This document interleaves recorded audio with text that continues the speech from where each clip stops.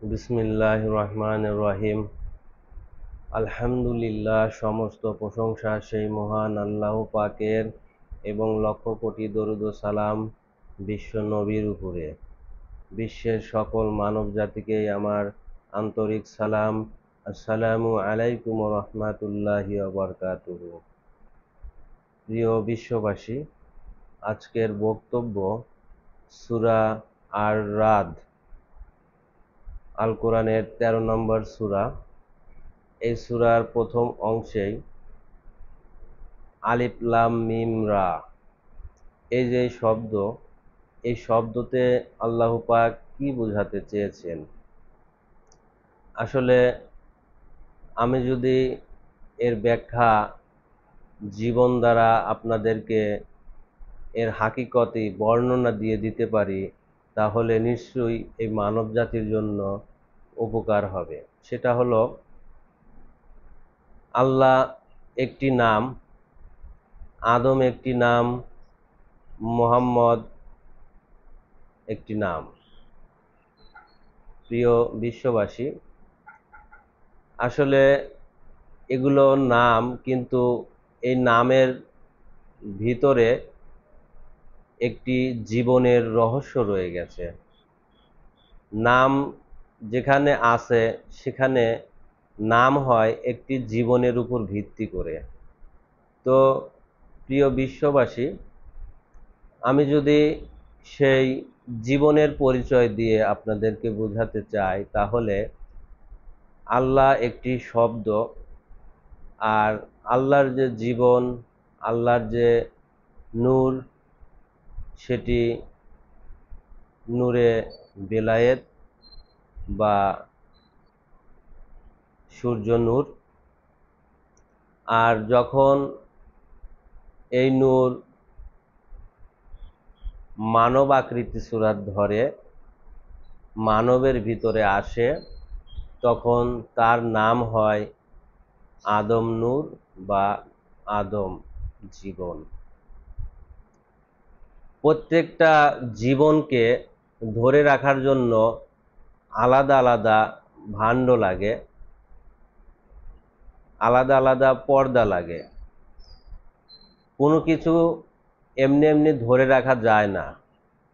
নূর হলো জীবনের মূল একটি বিষয়বস্তু, কিন্তু সেই নূরকে ধরা যায় না, ছোঁয়া যায় না।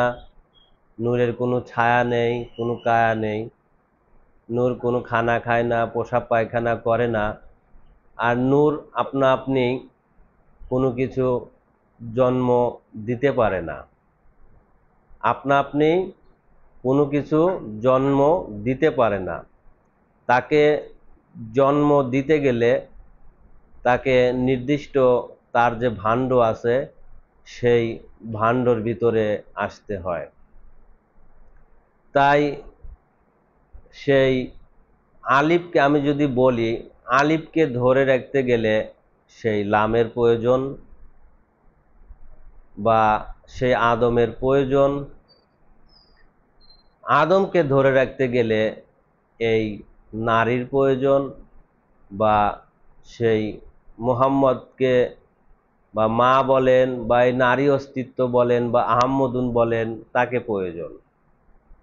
আবার এই আহম্মদুনকে বা এই নারী সত্ত্বকে ধরে রাখতে গেলে, পূর্ণতা দেখতে গেলে, বাকি যে আর চারজন রিসালতি সত্ত্ব আছে, আবাত উসবাত খাত, এই যে চারজন রিসালতি সত্ত্ব, এগুলো নারী সত্ত্ব। এই নারী সত্ত্বকে ধরে রাখতে গেলে মূল যে নারী আছে, যে আহম্মদুন সত্ত্ব আছে, বা মুহাম্মদুন সত্ত্বই বলেন, বা রিসালতির মূল সত্ত্ব যে নারী সত্ত্ব, এই নারী সত্ত্বকে ধরে রাখতে গেলে যে বাকি যে চারটি সত্ত্ব আছে, আগুন, পানি, বাতাস, মাটি, এদেরকে প্রয়োজন। কেউ কাউকে ছাড়া চলতে পারবে না। অপূর্ণ, অপূর্ণ, তাদের কোনো সুখ, শান্তি, ইচ্ছা, আশা, আকাঙ্ক্ষা এগুলো থাকে না। জীবন সে অমর, যার জীবন আছে তার কোনো মৃত্যু নেই। যার জীবন আছে তার কোনো মৃত্যু নেই, অর্থাৎ একটি নফস, একটি জীবন, সেই জীবন মরে আবার জন্ম নেয়, অর্থাৎ তার দেহ চেঞ্জ করে, শুধু দেহ চেঞ্জ করে, কিন্তু তার অনন্তকাল তার জনম এভাবে চলতে থাকে। যে যে জাতের জনম জীবন পায়, সেই জীবনগুলো দেখেন, এই মানব জীবন বলেন, যে কোনো পশু পাখির জীবন বলেন, গাছের জীবন বলেন, অটোমেটিকলি সেই জীবনগুলো আল্লাহর অস্তিত্ব থেকে কখনোই যাবে না। এই জীবনগুলো অনন্তকাল এভাবেই রয়ে যাবে, শুধু তাদের ভাণ্ড চেঞ্জ হয়, কিন্তু এই জীবনগুলোর আত্মার কখনো মৃত্যু নেই। আত্মার কখনো মৃত্যু নেই, শুধু ভাণ্ডের মৃত্যু আছে, বা ভাণ্ড চেঞ্জ হয়। যেমন জীবনের একটি উদাহরণস্বরূপ যদি আমি বলি, তাহলে দেখেন, সূর্য যখন উদয় হয়, সূর্য তখন তাপমাত্রা কিন্তু কম থাকে। সকালবেলা যখন সূর্য উদয় হয়, মিষ্টি মিষ্টি রোদ, ভালো লাগে। তারপরে আস্তে আস্তে যখন সেই সূর্যর তাপমাত্রা বাড়তে থাকে, দুপুর পর্যন্ত যখন যায় গড়ায়, তখন একটি মধ্যবর্তী বয়স বা দিন, অর্ধদিন, সেই অর্ধদিনের সময় সূর্যের তেজ কিন্তু প্রখর বেড়ে যায়, অর্থাৎ সে পরিপূর্ণ, সেই তার যে তেজ, তার যে উত্তাপ, তার যে জীবনের পূর্ণতা, সেই পূর্ণতা কিন্তু সে প্রকাশ করে। তারপরে একটি পর্যায়ে যখন বিকেল হয়, দুপুর গড়িয়ে আস্তে আস্তে বিকেল হয়, সূর্য অস্তে যাওয়ার সময় হয়, তখন দেখেন আবার এই সূর্যের তেজ কমে যায়, আস্তে আস্তে কমে যায়।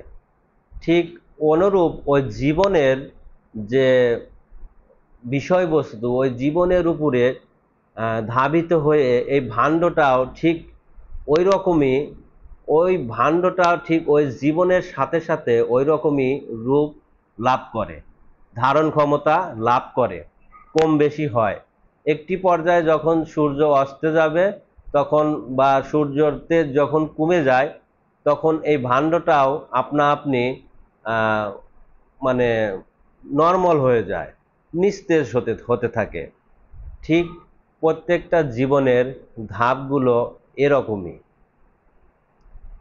এরকমই। জীবন যখন ভাণ্ডেতে প্রবেশ করে, মানে শুরু থেকে একটি চারা থেকে শুরু করে পূর্ণবয়স্ক পর্যন্ত এবং বৃদ্ধ পর্যন্ত, সেই জীবনের বিষয়বস্তুগুলো আল্লাহ পাক এমনভাবে সেট করেছেন, যাতে করে ভাণ্ড চেঞ্জ হয়, পরিবর্তন হয়, আবার নতুন করে ভাণ্ড ভিতরে প্রবেশ করতে পারে, অর্থাৎ সমস্ত স্বাদই গ্রহণ করে একটি জীবন। আমি প্রিয় বিশ্ববাসীর কাছে এটুকু বলতে চাচ্ছি, বুঝাতে চাচ্ছি, যে কেউ কাউকে ছাড়া নয়। আল্লাহর অস্তিত্বে, এই যে আমি মানব হয়েছি, এই মানব অস্তিত্বের ভিতরে আল্লাহ সকল জীবন ভরে দিয়েছে। আল্লাহ নিজে সহকারে এই মানুষের ভিতরে থাকে, মানুষের অন্তরায় হয়ে। সেই আল্লাহ পাক সহকারে আল্লাহর অস্তিত্বে যা কিছু ছিল, সকল কিছু দিয়ে এই মানুষকে আল্লাহ পাক সৃজন করেছে। তাই এই মানুষের আরেক নাম আশরাফুল মাখলুকাত। আর এই ভাণ্ডের ভিতরে সমস্ত জীবন থাকা সত্ত্বেও এই জীবনের মালিক এই মানুষ কেউই নয়। এগুলো সবই পরের থেকে নিয়ে এই মানুষ হিসেবে দাঁড়া করা দেওয়া হয়েছে। এই জীবনের ভেদ তথ্য এই মানুষ বোঝে না। কারণ এই জীবন তো এই মানুষের না। দ্বিতীয় কথা, পরের থেকে যে জীবনগুলো এসে মানুষ হিসেবে খাড়া হয়, তাই এই জীবনগুলোকে, সমস্ত অস্তিত্বকে কায়েম করার জন্য আল্লাহ পাক এই আল কোরআনকে প্রতিষ্ঠিত করেছেন আমাদের বিশ্বনবীর মারফতে।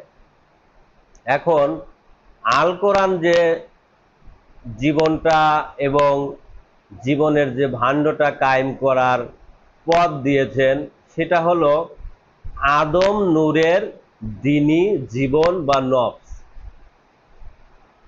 কোরআনে দিন শব্দ ব্যবহার করা হয়েছে, এখানে দিন মানে ইসলাম বোঝানো হয়েছে। আসলে দিন মানে ইসলাম নয়, দিন হলো প্রত্যেকটা জীবন। যে জীবন দ্বারা যে মানুষ যে জীবন কায়েম করবে, নিজের করে নিবে, সেই জীবন দ্বারা সে দেখবে।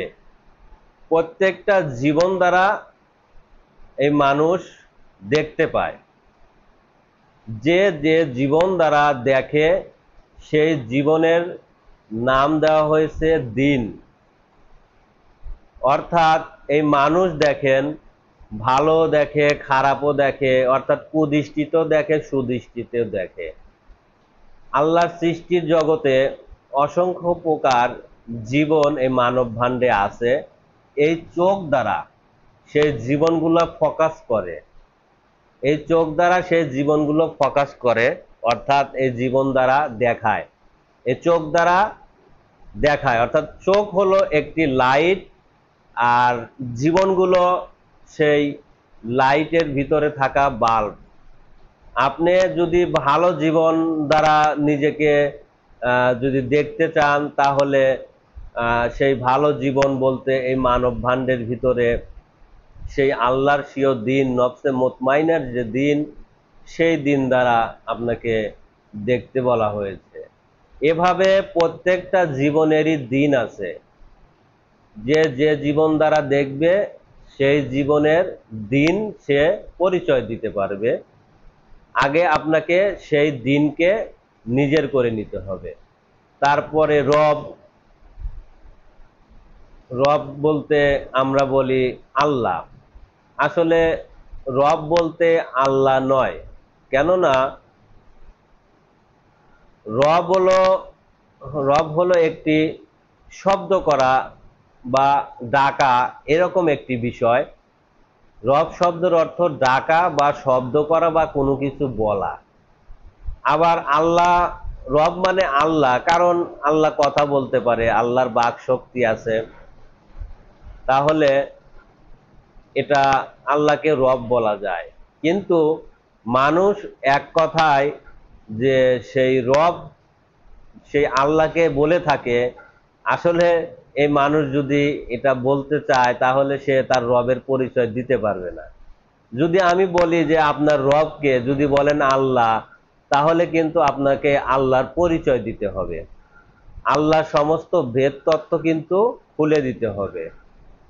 আবার যদি বলি যে আপনার নবীকে, এবার আসেন আপনার নবীকে, আপনি যে